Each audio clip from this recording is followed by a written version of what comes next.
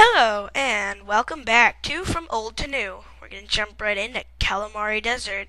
This is the third course in the Nintendo 64, made to Mario Kart 7, and we did not get to it last episode. So, anyway, here, starting out, it's along a desert, so it's a fourth and final race of the Mushroom Cup. Of course, the most notable feature is a train track that goes through a mesa.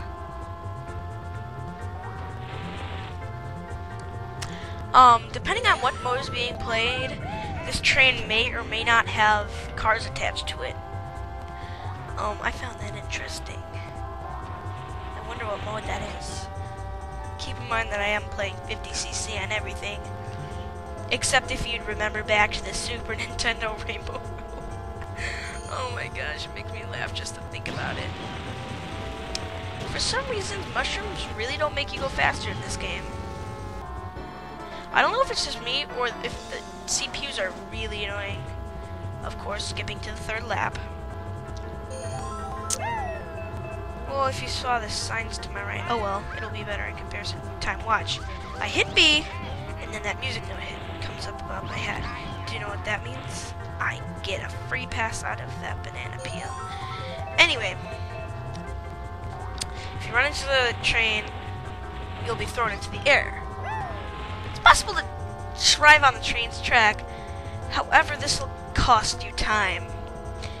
It's possible, but very difficult to cross the train track while the train is there by driving through the gap between the coaches.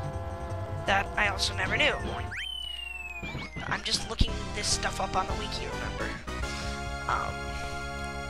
So here's a remake from Mario Kart 7.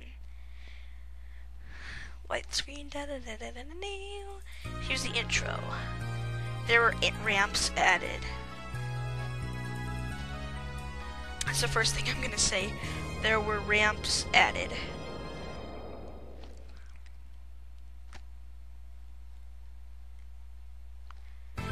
Alright, so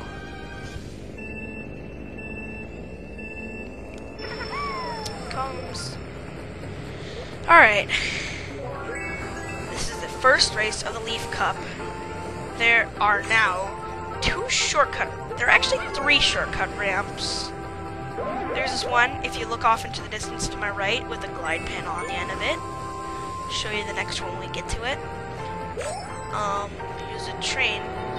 Also, I've noticed that the bell dinging for the railroad crossing sounds a bit more realistic in this game. Yeah, I swear there are 2 trains, because a train cannot go around that fast.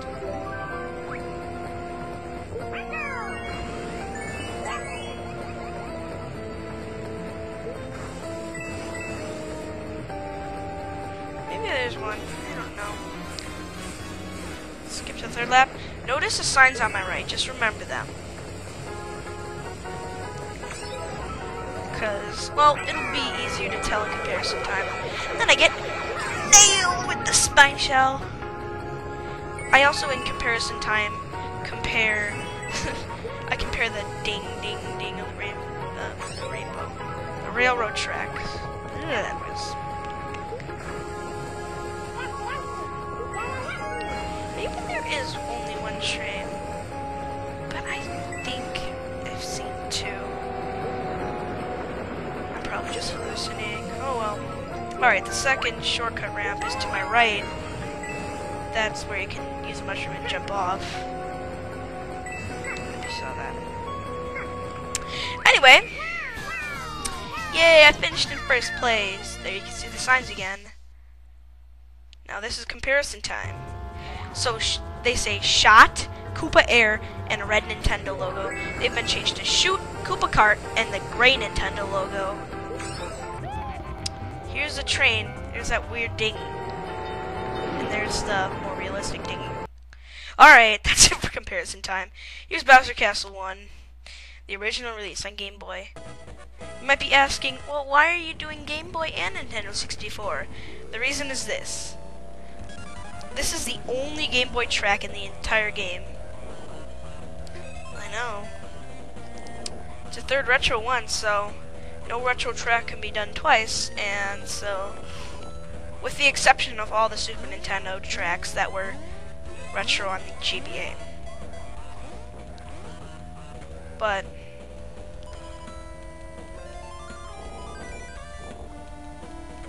let's check this out.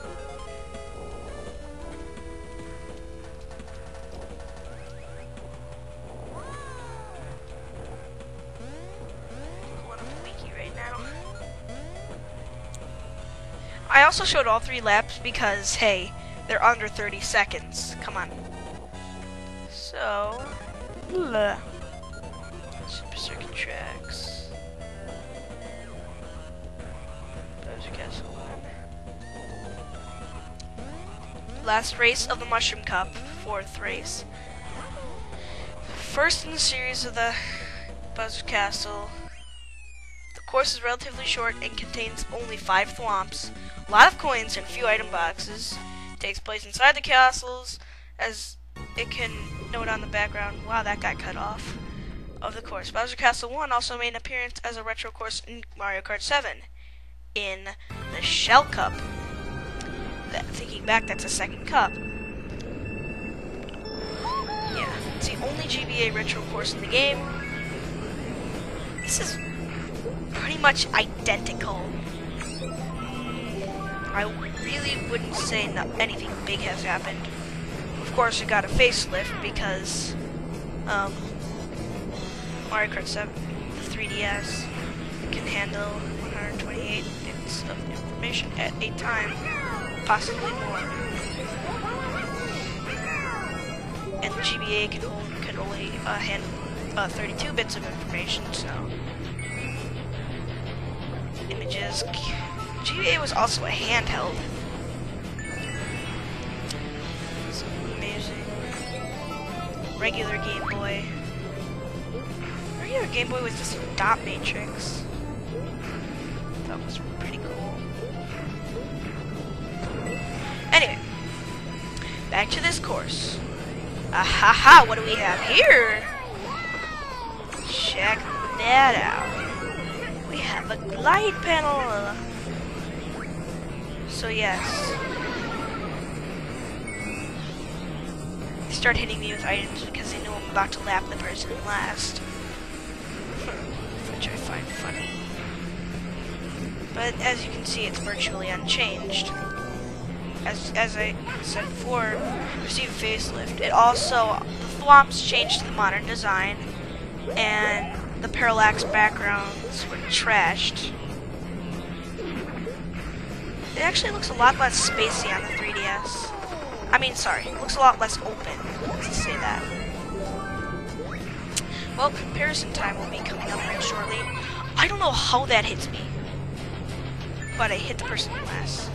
They deserved it. Like 2 goes up, I cut off the video. It's comparison time.